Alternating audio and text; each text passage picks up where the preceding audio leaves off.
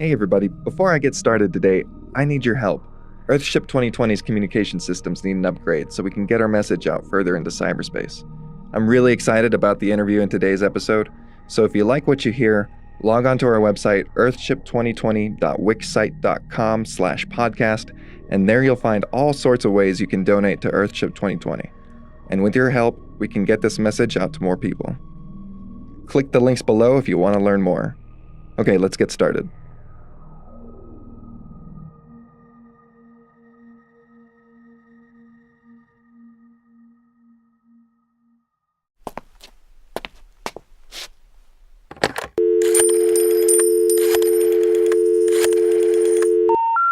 The number you have dialed has been changed.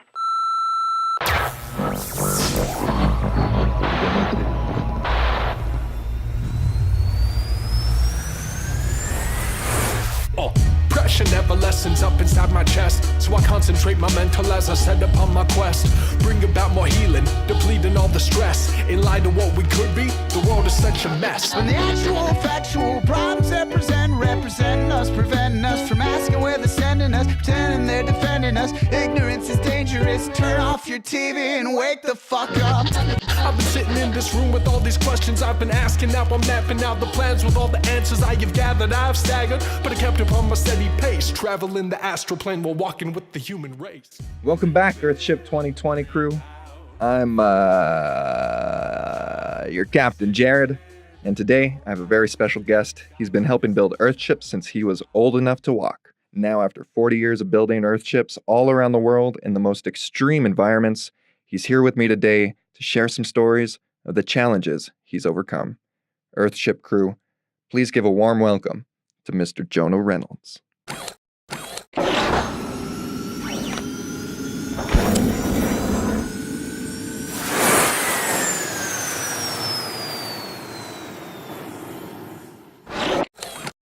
Jonah, thank you again so much for taking the time to speak with me today. Just the fact that we're able to sit down and do this over the internet is amazing. To have you in the studio here and to have a talk about Earthships. So can you tell me a little bit about your whole life experience building Earthships? Can you talk about how you got involved and what it's been like from the start? Sure. Well, I was born into it. My father is Michael Reynolds. And so the first, I don't know. I think it was in 1990 or 89 or so, we got a building together that was actually called an Earthship. Everything before that was a lot of weird experimental buildings, getting to that point so that all the functions worked as they do. Mm. So it was very interesting, and it was a number of years before I realized that, the rest of the world didn't live that way or wasn't even interested for that matter. All of our ancestors did and were passionate about it up until 1,000 years ago or so, give or take. So it's been very interesting, very educational. Universities and schools like that weren't really relevant because everything we were doing was kind of way ahead.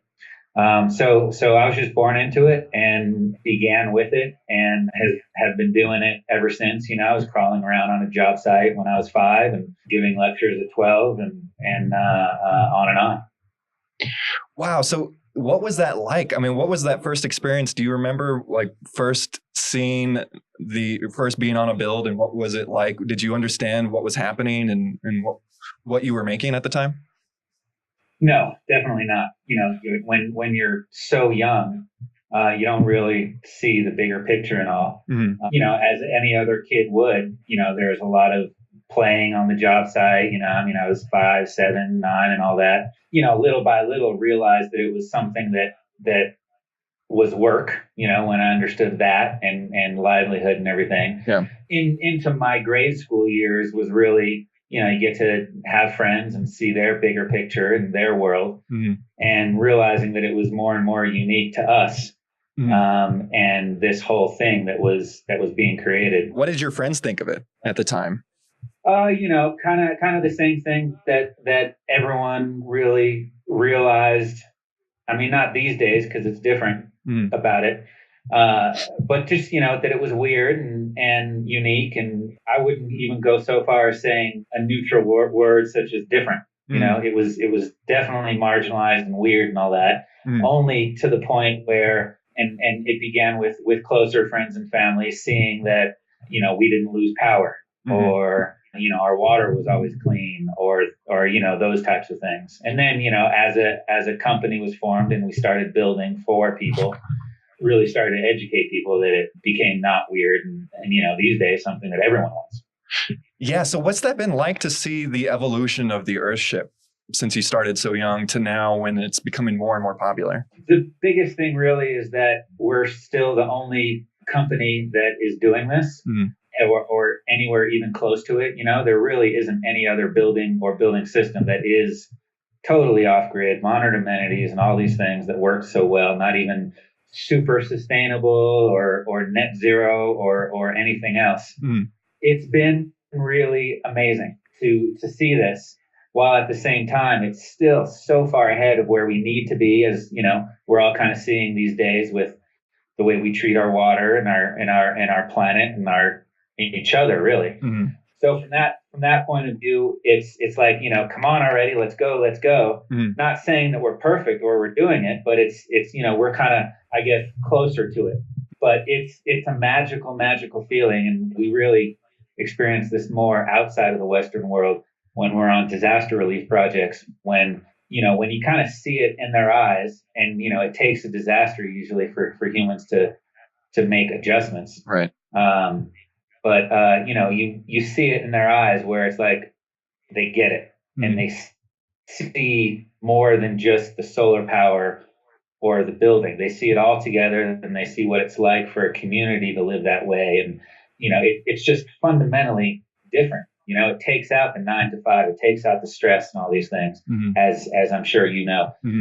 So that's been an absolutely beautiful and amazing thing to see and experience, and to watch that from back when I was a little kid to kind of seeing it for myself, and then going off to India or wherever on disaster relief things and, you know, client projects to see that. It's beautiful.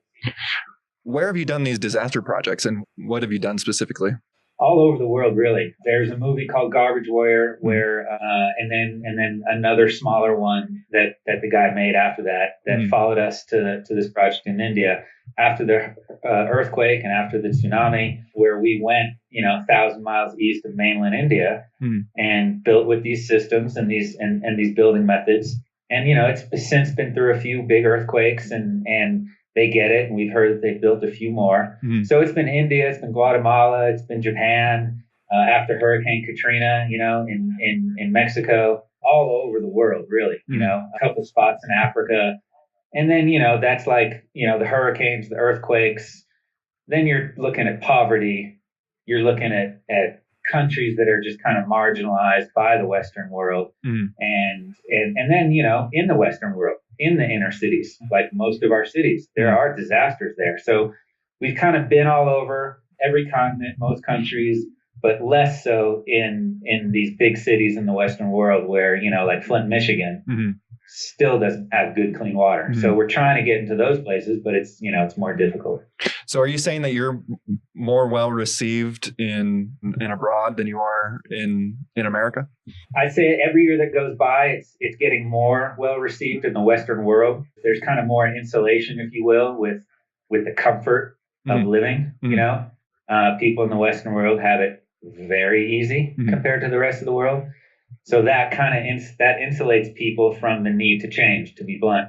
And the rest of the world, you know, is getting hit now by all these effects, from capitalism to global warming to on and on. It's always been much more well received in outside of the Western world, especially where there is disasters, because they see the need to be in a building that not only can withstand the next disaster, whether it's a power outage or whether it's a hurricane or an earthquake, the systems as well. And then, you know, so they see that and they see the need, and then it's just like, of course, you know, there's absolutely no question. For that matter, we've been in Lakota country, you know, here in the States, and it's like we just get let out, point to a spot where they want us to build, and we build. Wow. And then kind of through that process, you know, only a few weeks into the build, they really understand it. And that's where it's that thing that you see in their eye where it's like the social component, the human component, and the way we treat each other starts. They see that potential for the way to kind of break out of this stress struggle to live. Can you tell me about the lives that you've impacted, people that you've built Earthships for? Well, I don't want to sound like a pompous ass or an egomaniac or anything, Sure. but it's beautiful work that we are blessed to be able to do, and we've helped a lot of people over the decades, and that's by far light years ahead of anything else of why we do this. I mean, I can only speak for myself. But when you're in it and you're, pounding tires or you're throwing up from catching a bug in India or who knows what, and you're still working in 120 degree weather or whatever, and you're with your crew and you see that, and then, you see the people you're helping, you kind of, we're here for the same reason. So it's, for those reasons is really, ironically, what it's about. It's not really about being an environmentalist or being green or even solar power the systems, or the building methods. So we've helped a ton of people both around the world, in the States, typical 2-3 bedroom clients, very big, very nice, very expensive buildings. And at the same time, in Haiti, where we were there for 20 days and had a fresh flushing toilet after 2 days. And wow. Like the point I made earlier, there's more insulation in the Western world. So not to say that one is less magical than the other, but the help that we give helps further, I guess, outside of the Western world. It's kind of, I like to think that it's human nature. The more you help, the better you feel. Are you seeing more and more of the Western world coming to your companies, asking about Earthships and becoming more involved because of climate change? Absolutely. Yeah. I mean, without a doubt, on every single level. I don't like the idea of kind of getting more attention or more interest when a disaster happens, but that happens. And politics and the recent elections and the last since 2016 and even before that, that brings things top of mind too. So can you tell me about the challenges that you've had building Earthships in disaster relief zones? We live in the Western world, so we have a different kind of diet and everything for the most part. So getting out there, really out there, it affects you from that health standpoint. The biggest issue, and something we've always dreamt about being able to do, because we are by no means a super wealthy corporation and all that kind of thing, but it's funding, it's transportation, and it's being able to get there fast enough. And those have always been the big challenges, like trying to bring a lot of these materials that we just either can't get there or would take too much time. We'll bring it with us. Again, India is an example I use frequently. Haiti also, Guatemala for that matter. But we'll bring sledgehammers with us. We'll bring EPDM. We'll bring all kind, obviously solar panels and these types of things. But shipping them in. There's so much taxes. There's so many issues with, what is this? And what are you doing with that? Months go by and then we finally get it in. So it's and then, like when we were in Haiti, I was with the laptop fundraising, on the internet, crowdfunding and everything every day, raising money for that. So that's kind of an issue, but we've been doing it for decades. So we're getting better and better. Once we're there, there's the measurements, which are different. America is all about inches and feet. So again, we're getting better at this as each year and by now as each decade goes by. But there's always things that kind of get in the way on those things. We're getting better at translating. We have people on our crew that can speak multiple languages and all. Those kind of infrastructure production things are always the issues. The acceptance, like we were talking earlier, that's always easy. Although again, in India, because we were the first white people who have ever been there overnight from the Western world. Basically, for the first few days, looks like we were burying trash into the ground there. Tires and then bottles and cans. So it was a little lack of understanding, but a lot of patience there. A few days in, because we work pretty hard and there's 120 degrees and all that. Wow. Then they started to see the structure, and then, things changed. Patience is right. I mean, I'm sure that's probably the key factor here in building an Earthship, and especially in such stressful and drastic situations like you've built them in.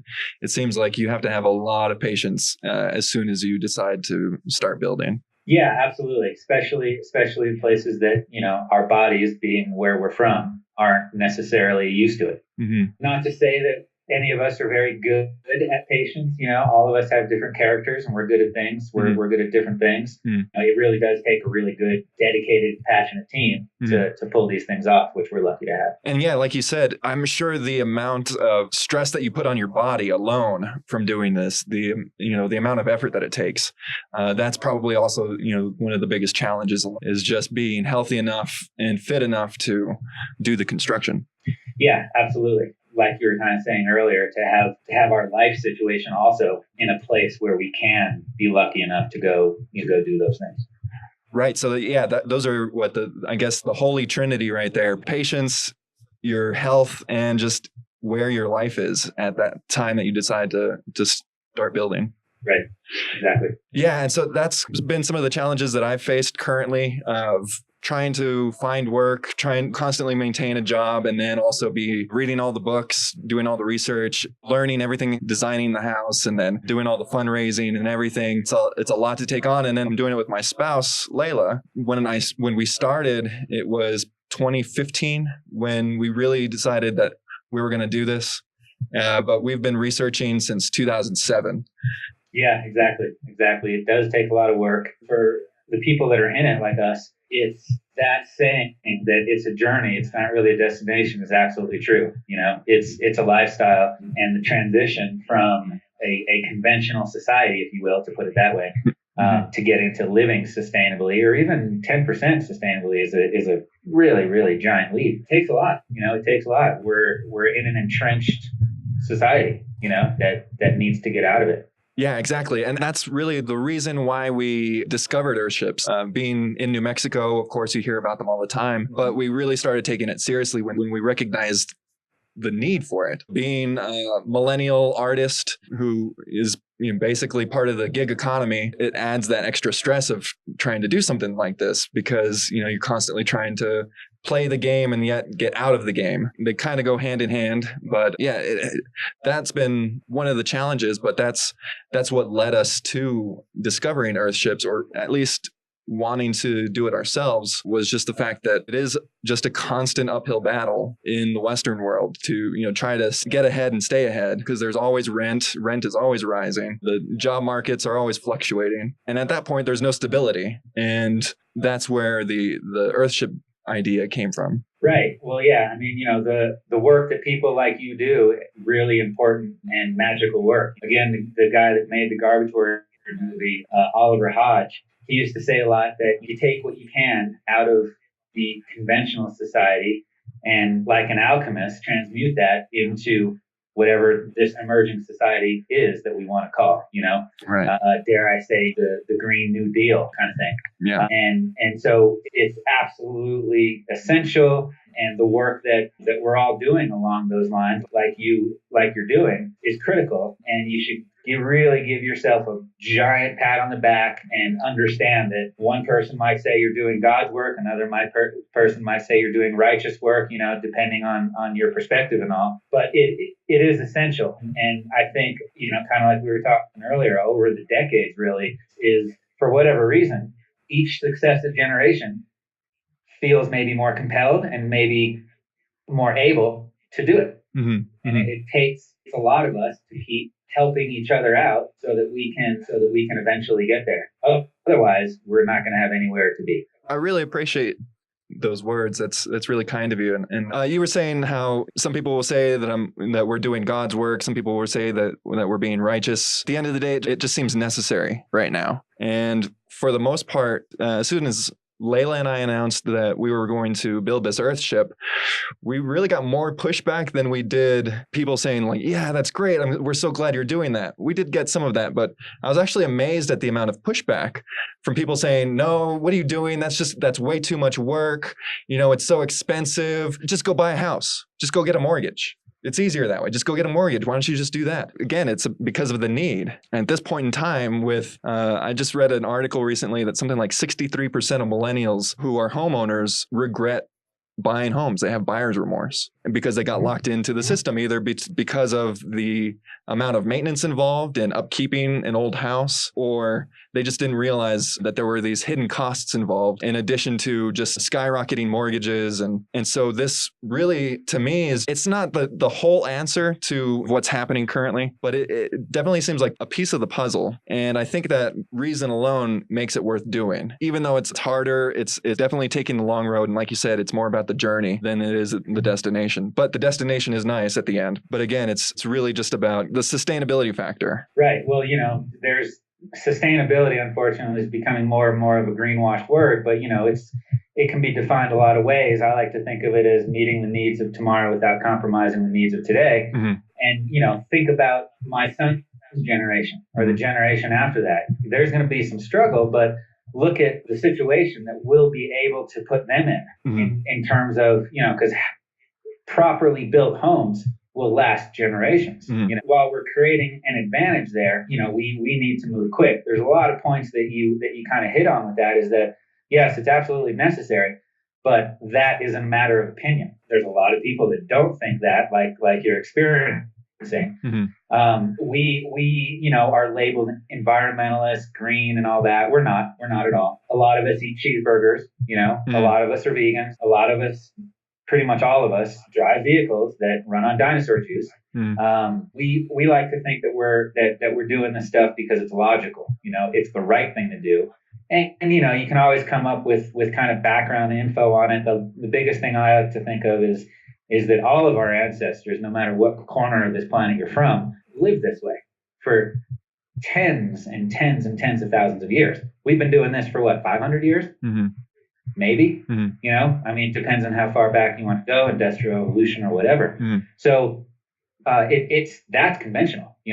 The alternative is this new, really wacky way of building with weak materials that burn, that rot, that you can drive your truck through, that are destroying the environment in the process. And now I'm hearing that fertility rates are going down because of all the chemicals that are in carpets and all. That's kind of in the news right now. Mm-hmm. It is absolutely necessary. Yeah, one of the things that I feel like people don't think about very often, like you said, so there are chemicals in the carpets. There's actually chemicals on the paint on your walls. And all of that stuff is off-gassing. The same way, you can make kombucha and you ferment things, you put it on a shelf and then you watch it bubble up and ferment and off-gas. The same thing is occurring. Everything leaches. Exactly. And that's one thing that I feel like a lot of people don't fully understand, that we absorb all of that living in these homes. Well, we are frogs in a slowly pot of boiling water. That's what's going on. I'm not a psychologist or anything like that. Far from it.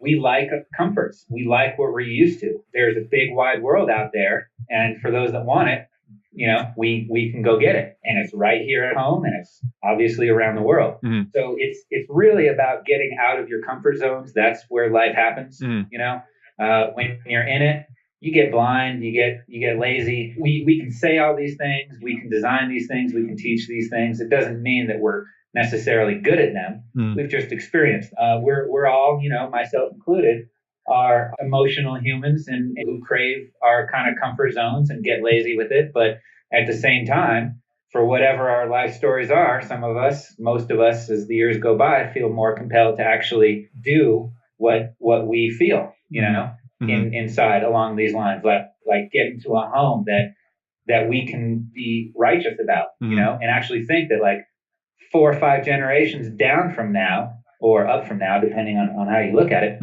because my son is way more advanced than I was when I was 17, we can pass these things on and just kind of get better and better and better for successive generations and all of us, Mm-hmm. And there's always going to be naysayers. There always will be. And I think I'm not going to say it right, but there's a quote where usually the people who are naysayers and talking about all the negatives are the ones that are behind and jealous and want to be where you're at, but can't because they're, for whatever reason, not to judge or get on them, but maybe they're more in their comfort zone than not. Or maybe it's purely jealous and they're like, damn, I wish I can do that. And, it's human nature to kind of err on the side of negativity, if you will. It takes more effort to be positive and supportive. Yeah. And then, of course, the fact that people's lives are so much in turmoil these days, it seems. And those people aren't necessarily going to give you the best advice or just be very friendly in general. And so you are going to face more naysayers, but that's not a reason to not do this, not build an Earthship. It's a reason to do it. It means you're on the right track. Fantastic. I'm glad to hear that because, man, there's definitely been times where it's like, am I doing the right thing? Because, family, friends, they all think that it's what I'm doing is so bizarre and so strange that it makes me question whether I'm doing the right thing or not. Yeah. What are the most common challenges in building sustainably that you've experienced? I mean, it's really and we've been dealing with it for a couple decades now, is the freedom to be able to put the best product out there. Everything about this society is really limiting about it, especially LEED for that matter. LEED is just a layer of bureaucracy that stifles. It does not support getting to, ultimate buildings, whether it's rammed earth and tires, tire bale, straw bale, Adobe, passive house, all of it. They're all wonderful things that can get us there, but all of them together. So the freedom and the ability to do it. Again, when humans have a perceived need, they'll do something. Just look at the atom bomb. Look at getting to the moon. Look at breaking the sound barrier. So these needs are kind of getting more in our faces, and kind of like the point I was making earlier, the people outside of the Western world and the farthest from it, they're living in it. Whereas most people in the Western world, they can kind of maybe see it, maybe feel it, depending again where you're at. There's varying degrees in the Western world with it, but that's the biggest thing is the freedom to be able to. The amount of builders, the amount of engineers, solar, electricians, plumbers, all of the trades and the skills, we have that in space.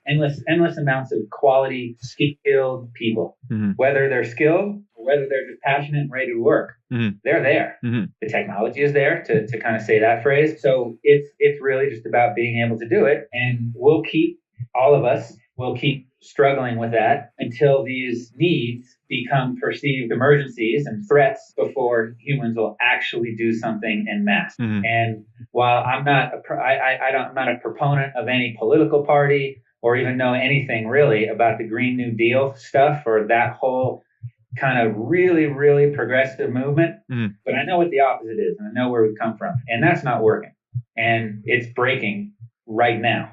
So we need to do these things, and we need to have a moonshot situation so that we can do these things.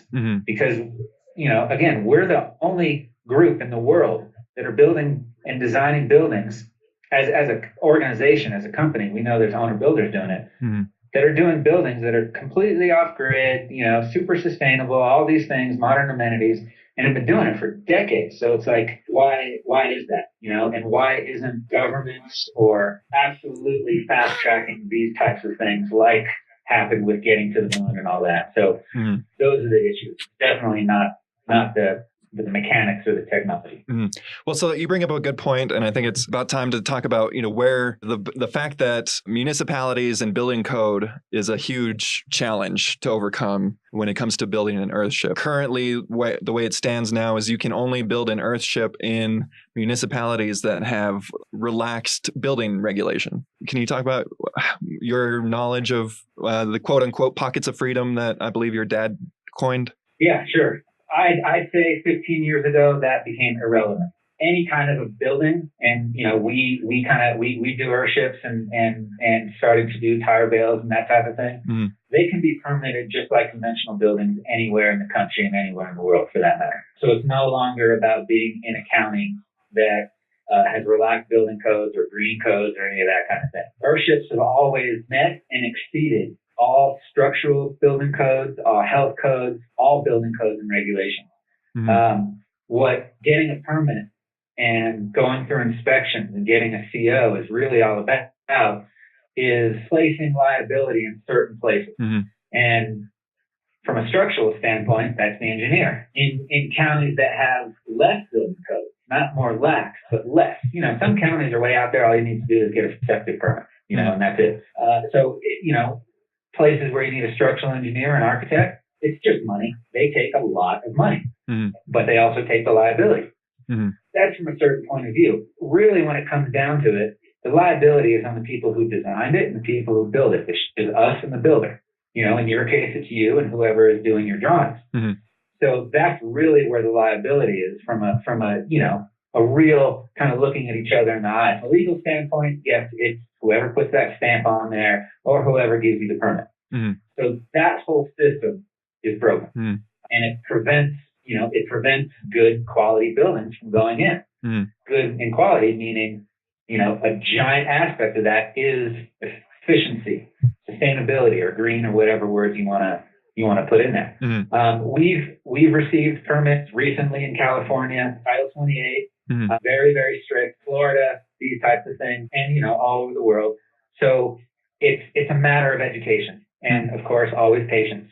It's a county by county thing. An engineer that's licensed in your state can stamp it, and you'll get a permit. There might be a couple of adjustments based on some questions, and it's all a matter of having someone like us to guide you through that so that spend standpoint to, okay, let's just make this design adjustment so that we can get our building. Because this building is, for most people, maybe besides the top 1%, is the biggest investment anyone will ever make in their lifetime. Maybe a couple generations, because these buildings last. So from that standpoint, it takes someone with experience like us to say, hey, let's take a couple more meetings and meet with them and say, no, this is how this works. And we have an engineering stamp. So not only is the liability transferred, but it is sound. It is structural. 2'4" thick walls rammed with earth at 98% compaction can hold the weight. No problem. The weakest part is always the wood, the trusses, the vigas, whatever. From a lot of aspects. And then the other part, since we're talking about getting permits and inspections and all that, is the liquid wastewater system. So conventional gray water, the gray water is conventionally defined as right out the bottom of the sink, right? That's gray water. Our gray water, and we do this through usually one slideshow and meeting with the health department. Like in New Jersey, it's a state department. Same thing in Florida too. So we've been there. I've had meetings with them, and I can speak for New Jersey. Is that they knew all this inside out and backwards, how it all works, the technical side of it, and all that. There is nothing on the books in Jersey to allow them to give a permit for our gray water or our black water system. They can't say yes. They can't say no. If we were in a project where we had reasons, from money to time and all these things, to get an experimental permit, no problem. We could. Again, I can't speak for anyone, but these systems are already known by a lot of people who are in health departments around this country. They know them.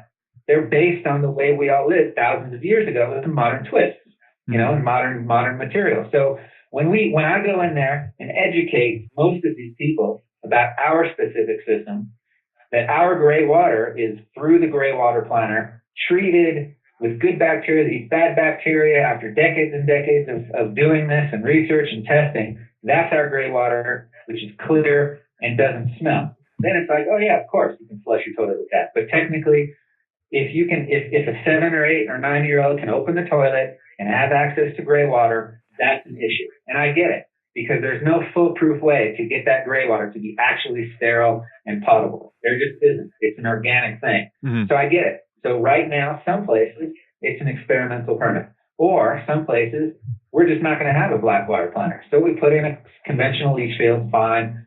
You want to pollute the aquifers, fine. when we're doing a project for a client with a budget and a time frame, and they got to spend this money inside of a year for all kinds of reasons, for capital gains tax to the bank loans and all this. Okay, fine. In some cases, we're going to cut the Blackwater planter out and do a conventional septic system. Fine. You're still going to have the rest of the Earthship, the rest of the systems, and you're going to be 75% off grid. 5% off grid is light years ahead of a conventional, like we were talking earlier, some random house that you're just going to go by and be trapped with for the rest of your life. Right. And so we're building in Crestone, Colorado. I'm sure you're familiar. There's several Earthships already there. And one of the stipulations with their Property Owners Association, when you buy a plot of land in Crestone, you have to have a well and septic. So it's off grid, but then again, it's still kind of, you have your own septic, but it's all, like you said, it's still 75%, I guess, off grid or something along those lines, but it's still, the whole thing is still efficient, and you don't have to be piped into the electrical grid and the sewer system and everything. Right, exactly. I mean, there's also a federal law that where there is the grid, you have to connect to it. Doesn't mean you have to use it. So with the gray water and Blackwater system,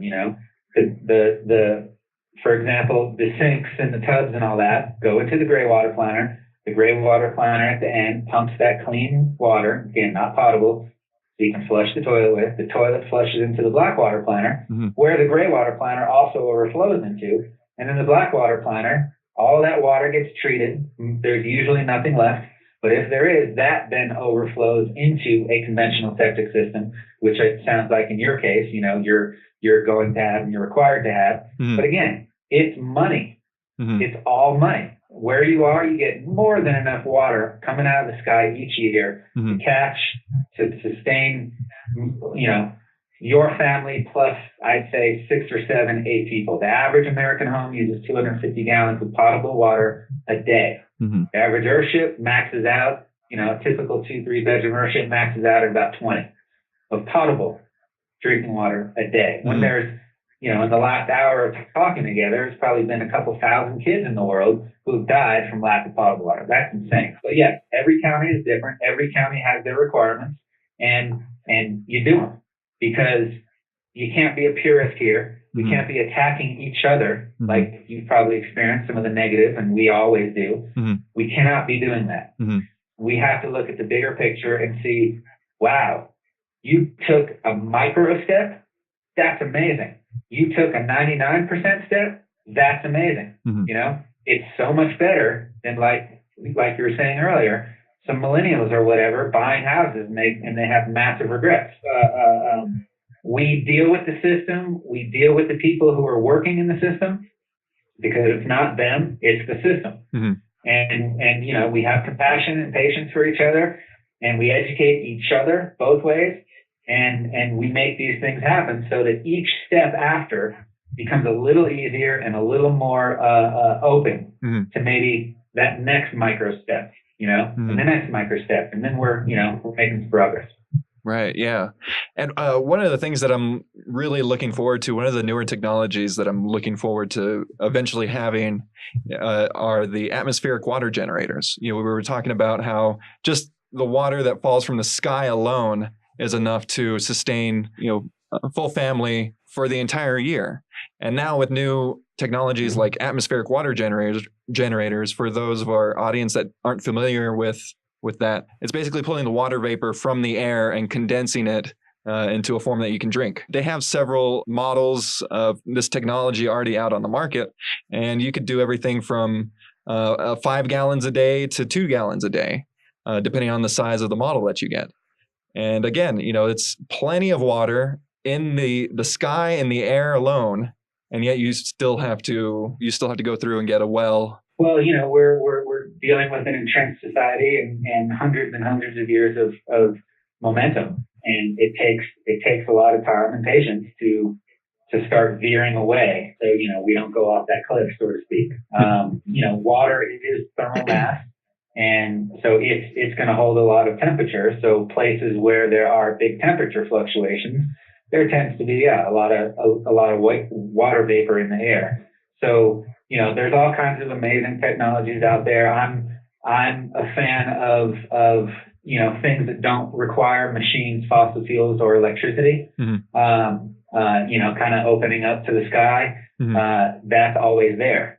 Everything from desal plants to the thing you're talking about to, I've seen some incredible things that just kind of, outside the Western world that capture a lot of water from fog and all that kind of thing. So all of these things are really amazing and beautiful things that you never know what's going to spark someone to make that move, either to the micro step or full on 100% off grid. So we really like to encourage it all. So you've done workshops all around the world, is that right? Teaching, building, and just talking about Earthships. What's one of the most common questions that you've gotten, that you hear the most doing these workshops? I'll give you two. Okay. The biggest one, because we use tires, is the off-gassing thing, which, they don't off-gas, and there's been studies and decades and all these things. And the other thing that I can really appreciate is obviously mainly young people, but, older people as well. What do I need to study or learn to be able to get into this? Typically, one would assume that it's study architecture or construction trades or any of those types. Those are all obviously valuable things, and especially if you're going to build for yourself. But if you want to kind of start moving in this direction, you got to study the rhythms of the planet, the physics of the planet, the biology of the planet. So then you can take that and look at it from a very big scale and look at it from a very small scale, like your build site. That is a first step. That's kind of, if I was going to give you one answer on what do we need to kind of be more aware or learn or skill or whatever, that would be it, because that leads to everything else. And obviously it leads to the obvious things. Yeah, I'll attest to that. After reading your father's books and doing all the research online, it completely changed my view of the world. It changed my view of existence. I was no longer just on top of the world. I was suddenly, right smack in the center of all of these systems, whether it be, the radiation that I'm feeling from the sun that's warming my skin, or the fact that I'm standing on a surface and below me is, millions of gallons of water. And below that is millions of gallons of oil, and underneath my feet, it's a stable temperature constantly. And it really just changed my whole perspective on who I am on this planet, because suddenly I was no longer above the planet. I was suddenly within it. I was suddenly a part of it. It showed me a lot about just cause and effect, that there's all this radiation from the sun coming in. There's all this sunlight coming in, and that warms up the planet. And then that gets radiated back out when being in cities, the concrete absorbs all that heat and makes cities warmer, right, and all that type of thing.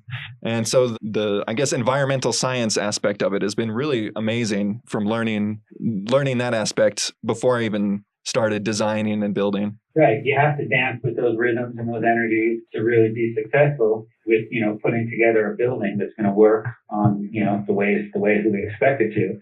And that inevitably leads to the way we relate to each other, and it's the same kind of thing. It's not a take thing. It's a dance. That's what is a really magical, there's really no way to describe it, but an amazing thing that happens through the builds that we do, both in the Western world and around the world, to the school that we do, and the classes that we teach and the workshops, because you can see that common magic thing in each other's eyes and the way we work and all that stuff, from people who it's their first day to, like myself, who's been doing it for 40 years. You see that, and that's what it's about. And that's where that first thing leads to, of understanding the rhythms of our environment. And that's where it leads. What's the biggest crew that you've worked with, and what's the smallest one that you've worked with? Well, the smallest has just been, my son and I, working, just us together, which is the greatest thing in the world. Gosh, the biggest, I'd say, some of these really big builds where we've also had a lot of students. There's been some projects in Europe There's been a few in Africa. It's just, it's so many people that, you'll have 30 people just watching because there's 30 on the job site kind of thing. Mm-hmm. We were building in West Philadelphia, actually, all day long. There'll be people stopping by and watching and looking with shock and also amazing, like a rock concert, They're really, really amazing things. And, it's a lot of fun to have that giant crowd, kind of watching. Wow. So an Earthship is landed in West Philadelphia. I'm sure Fresh Prince of Bel-Air is pretty excited about that. What are the advantages and disadvantages of working with both a small and large crew? Well, with any project with a lot of people, it's like herding a bunch of sheep, really, or a bunch of cats, actually. So there's that is definitely the hardest part of it. Mm-hmm. And then, of course, when it's just a few of us, you get less done. So you got to have more patience because you want to get more done and that kind of thing. And you can, move less, that kind of practical things. Mm-hmm. But, there's definitely, like I was kind of alluding to, there's something to be said about doing it with a giant crew and a giant, crowd kind of thing. Mm-hmm. It's a lot of fun. There's a lot of energy and everything. And, you kind of get into the media and get, followed a lot. But then there's the peace and the tranquility and kind of more freedom of doing it, kind of at home or, in the Earthship community that we have here in Taos, where it's, kind of like a laid back Sunday afternoon and you're pounding tires and you're going to, have a barbecue and that kind of thing in a couple hours and watch the sunset. So yeah, there's definitely advantages both ways. Boy, that sounds nice. What are some unusual building materials that you've used or found and used in an Earthship besides your common tires, bottles, cans? Have you used anything else besides that you've recycled? Sides of appliances. We'll cut those out and shingle them onto the roof. They work great. Very low embodied energy instead of ProPanel or some new material. Mm-hmm. Sides of car doors and hoods and, all that kind of metal stuff. Wow. I'd say, we use plastic bottles a lot these days, but that was definitely something that was unusual when we started. We'll come across some strange materials sometimes when we're kind of looking at more harvesting materials from society, from other construction sites or, Habitat for Humanity resource places. And, oh, wow, we can use that over here, and that kind of thing. Mm-hmm. But I'd say the biggest, most unusual things would definitely be sides of appliances and cars. Yeah, that I've never even thought of that. That's amazing. And I think about all the junkyards with cars just stacked as high as skyscrapers and all of that metal that's just being crushed and thrown away. Right. I mean, there's an amazing amount of materials that are coming out of our society. There really is no such thing as trash or waste. One of the things that one of the recyclables that we have a lot of here in Colorado are the containers that cannabis comes in. They're about 4 inches tall, plastic containers. They're round. And I've been actually collecting them since I moved to Colorado with the idea of recycling them, reusing them in some sort of project. And then I realized after getting into Earthship building that those are great thermal bricks. You can stuff those with dirt and you have a perfect cylinder of dirt, a thermal brick. And I thought, I would love to build my house with some of these, or at least, a wall or two. Yeah, exactly. I mean, for the same reason we ram earth into tires, in a tire, you're going to get 98% compaction. In a little plastic thing, you're going to get a lot less, but any way you can create a brick and incorporate thermal mass to any degree, to any compaction, you're making really, really big. But, plastic is where we typically, besides bricks like in can or bottle walls, same kind of thing, any brick that you use there to create that honeycomb effect. Mm-hmm. But we typically use crushed up plastic that we'll just, run around on, no big crushing technique, just to break it up. In the bottom of the gray water and black water planters that kind of house the good bacteria that eat the bad bacteria. It's not a giant amount, but it's, thousands and thousands of plastic containers that can be used down there. Interesting. But yeah, you're absolutely right. And that's that kind of awareness that you get when you're looking around at the things. And as society evolves, we're going to be producing more and different things. as you're experiencing. One of the things that I've also been interested in using or entertain the idea of using is I've been seeing a lot of stuff coming out recently about sea plastic, about ocean plastic, how they're now starting to clean up the oceans, collect that plastic and then recycle it, melt it down and turn it into new products. And I thought that would be a great building material if you had an entire beam, plastic beam, or is that a good idea? Is that something that? Yeah, we're getting ready to do some tire bale buildings, giant bales of tires where, in a, for example, a typical 2-bedroom where you ram earth into tires, you're going to use 1,400 tires. If you're going to do tire bales, you're going to use 20,000 tires, I mean, the amount of carbon that you sequester is light years ahead of any other carbon sequestering fund where you can invest and plant trees, Yeah, it's great to plant a bunch of trees, don't get me wrong, but it doesn't come close to the amount of carbon that we're going to sequester doing tire bale buildings. So we're working with a local architect here about doing some plastic bottle bales, much larger than straw bales, but it's that same kind of a thing. It's taking all kinds of plastic containers, any kind of containers, and baling them all up so that it's really, really tight. Now, plastic is insulation, so it's not thermal mass, but just like a straw bale, you have 18 inches of straw bale, that's a decent R value. So when you're doing kind of larger bales, like we're planning on doing with these plastic bales, you're going to get a pretty good R value where you can do that in a post and beam, and you got your walls, that you can place in a day or two, and it's all recycled, So that idea of kind of picking certain things out of, say, a landfill, for example, like we're talking to the mayor of Cuesta to satisfy their quota for affordable housing with materials from the landfills, and Cuesta's, right next door, so they're familiar with us. But you kind of pick those things out, like the car doors, the appliance doors, tires, bottle cans, cardboard, those types of things. And kind of stuff you have left over, I might be leaving some things out, but you can bale those, whatever. It can be a whole combination of things. You kite them all together, you bale them, and you got these bales. The idea of landfills is archaic, and again, kind of like we were talking earlier, to be able to have everything costs money, so I'm going to say funding, but the kind of infrastructure to be able to go into these landfills, use all, kind of sift through all these materials, create all these bales of varying content. There will be no more homelessness, no more poverty, and I like to dream big and all, but it's like it's right there for the taking to be able to do this. And it's easy.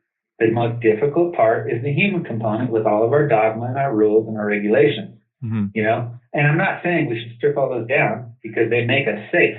They really do. But there's a time and a place. And, I like to think we're all grown adults and professionals here where we can be like, okay, yeah, we got to do this. Like going to the moon or like, even though I don't agree with it, and I'm sure the inventors don't either, but the nuclear bomb, it was like, no. We're stopping everything. We're not having any regulations, and we're doing this, and we're doing it quickly. That's what has to happen. Everything else is right there for the taking, and it's easy. Well, so you've seen Earthships evolve from the time you were a child till now. Where do you see the future of Earthships? Well, typically Earthships have been new builds. The most sustainable building is the building that is already built. So what I would like to see, and we're going to hopefully start that this year, if not definitely next year, is, and here in Taos, we're going to start because that's where we are, is, getting in and flipping some buildings, kind of speak, where we're going to sustainably retrofit them. Again, whether that's a 1% move toward green or we take the whole thing off grid, that's where I see, to answer your question, Earthships going, quote unquote, taking everything that we've done over 40 plus years and all the systems and all the experts and amazing teams that we have and going into towns and cities and fixing up these rundown city blocks. Again, inner cities are perfect examples, but again, it's way outside the cities too, where we fix these buildings up, not with an eye to extend the profit, more of the opposite, with an eye to make them more affordable, because they're not going to have utility bills, or they're going to have very little utility bills. The they're going to be safer and more secure, so it'll be a lower risk to finance and to insure. Long story short, it's going to get to the point, and this is kind of our plan here, by doing Earthship retrofit, so that the monthly, that's really what it comes down to, is the monthly on them will be affordable.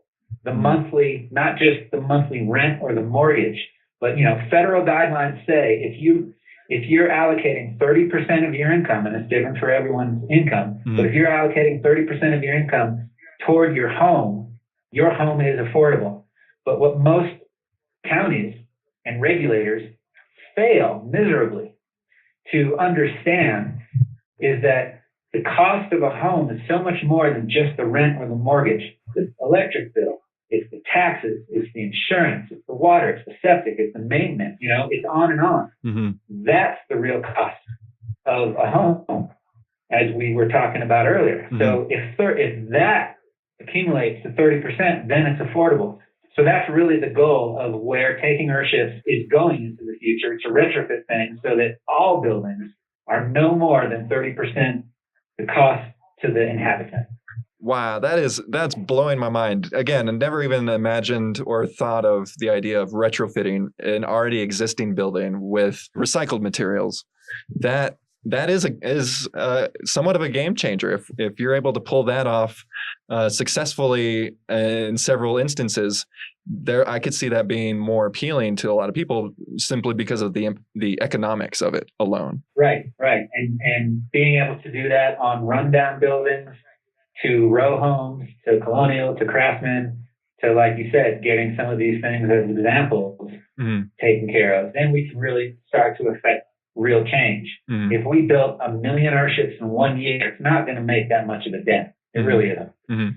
If we retrofit 1 million homes to only be 5% green, sustainable, efficient, whatever you want to call it, you're going to start to really affect some big change, not just in the way people are living, in their stress, in their livelihood, you know, because when you do green retrofits, and Earthships, obviously, for that matter, your life is psychologically more comfortable. I mean, think about that. It's psychologically more comfortable.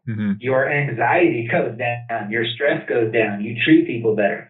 Not to mention, when you start measuring that against the local utility infrastructure, the demand on septic systems, on city septic, the demand on the electrical grid, on the water supply drops. And that will be noticeable once we start to retrofit a certain percentage of structures, both commercial, government, and residential, in a place like Taos or a place like Detroit. It'll make giant differences. And that's where we really, to use your words, it's necessary to go towards. And again, it's another piece of the puzzle. It's attacking it from several different vantage points, because we all have this in common. We're all going to face rising temperatures. It's already happening. Rising sea levels, the crazy weather that's happening, the tornado that just happened in Alabama yesterday, and then today I think it's snowing there. And so there's just, everybody's slowly starting to wake up to the fact that the variations in climate are just becoming more and more extreme, and we all have this in common. And so if we all tackle it from several different approaches, we can make more of an impact faster. And I definitely see green retrofitting as one of those pieces of the puzzle to help us get there. Well, it's really the holy grail of the whole entire movement, you know, because if you're building new buildings, you're getting on new land is farther away from the town, village, city centers, which makes it so that you got to transport more, yourself, your food, everything. So when you're starting to really look at the buildings that are already built, as citizens, as designers and architects, and politicians who create legislation with incentives and encouragement, when we start looking there and retrofitting those and buying those houses and putting some energy into those, whether it's replacing the windows and that's it, or whether it's a full-on taking off the grid, we're flanking the situation. We're flanking the problem, you know, from a bunch of different angles. And like I said, that's when real change is going to happen. Until then, it's going to be a fringe, marginal movement. So you talked a few examples of the way you retrofit. Well, what are some other ones? Well, it's every it's every aspect, really. You know, it's heating and cooling. It's generating electricity. It's catching the water. You know, every conventional roof is designed to shed water away, typically right down next to the foundation, which causes a lot more problems. You know, storm water runoff gets into the streets, the septic overflows, and then you got, you know, piss and shit and who knows what else in there flooding the streets, like we saw in all these floods and, you know, in the South and everything. So, you know, it's the utilities, which again is very easy to do these days. You know, power, water, sewage, heating, cooling, so that these buildings don't need any fossil fuel. That's where we can do it, again, easily. But when you add in the codes and regulations and all that, that's when it becomes difficult. And the heating and cooling aspect, which is typically rammed earthen tires, tire bales, you know, we talked a little bit about plastic bales, that type of thing. But it's these things are strong. Quality, high-performing thermal mass is typically structurally sound. You know, there's things like, you know, water is a great thermal mass, not necessarily that, but, you know, concrete, stone, round earthen tires are very strong. So then you're getting into, you know, structurally retrofitting so that these buildings can withstand these hurricanes, these tornadoes, and all this. You know, we're finishing up a building right now in Florida, outside of Tampa, that will withstand any hurricane or tornado that goes near it, over it, whatever. It might lose some windows or that kind of thing, but it's not going to lose its power. It's not going to lose its water. It's not going to lose its shelter. And when you're getting into a disaster, those are the top three things you need: potable water quickly, shelter quickly, and liquid wastewater, sewage treatment quickly. So those things don't go away in these buildings or in these retrofitted buildings. And then, you know, there's a lot of things that kind of come with it, is the capacity to be able to grow food through some of these planters, you know, which the UN has repeatedly said that, you know, local, small, micro farms, gardens, that's how we're going to feed everybody moving into the future, you know, not these giant industrial messes. So there's a lot of things that this really hits on that, again, coming back to that same point, it all stems from a greater awareness of your environment and the physics and the biology of your planet. Then you can really start to look at these things and retrofit buildings accordingly. Yeah, and that seems like it's a great way for them to become more efficient at their living situation. Not everybody's going to have the will and the means to go out and build their own Earthship entirely. And so this seems like a nice way for people to kind of just get their toe in the water of recycled building materials. Right, exactly. Not everyone should build their own home. You know, I should not be driving a bus. I'm just bad at it. I'm going to flip it, you know, but I'm damn good at building and designing buildings. So everyone has their role and all that kind of thing. If we're really serious about this stuff, you know, and sometimes we are about certain things, usually about money. How about no taxes when you buy a building and you're going to green retrofit, you know, or how about a moratorium for part of the year of no new buildings, period. You know, it's going to take some moves like that to really encourage our capitalist society to make some of these decisions. And again, the need is happening right now with the state of affairs currently. Right. I mean, it's absolutely insane that we still live in a day and age where buildings lose their power, you know, or their water, or our citizens can't flush their toilets. I can't thank you enough for taking the time to sit down with me, despite, you know, the chaos of the world. And it really means a lot. And I know my viewers really appreciate it. Because of this, you know, we'll help inspire more people to look into sustainable living. So your website is pangeabuilders.com. Do you have any other social media or any other programs going on? Yeah, we're pangeabuilders.com, PANGEA builders.com. And, you know, Facebook and Instagram and all that kind of thing. So, you know, check us out. We have a couple projects back east in Florida, New Mexico, and Colorado. So definitely get involved. And, you know, I would say be aggressive and do the hard things, because those are the things that will really pay off. Thank you again, Jonah. I really appreciate it. All right. Thank you. That was Jonah Reynolds with Pangea Builders. He's also son of Michael Reynolds, the original architect of the Earthship design. You can find his work at earthshipglobal.com. I'm Jared Allen, and if you like what you heard, help me spread this podcast far and wide. Like, subscribe, and donate if you can. Thanks, crew. Earthship 2020, over and out. They want to medicate us as they work us to the death. Solutions are left when we're drowning in debt, holding promises that haven't been met. Trying to find a balance like credits and debits inside a deadly system that these medics can edit. Getting more expensive, the population's expensive, and I'm still on the fence about if I can make a change. But I'm looking at schematics as I sharpen my intent, because the body is a temple and God is in the breath. So I roll a blunt, light it up, get fucked up, forget about the world for a while as I try to crack a smile.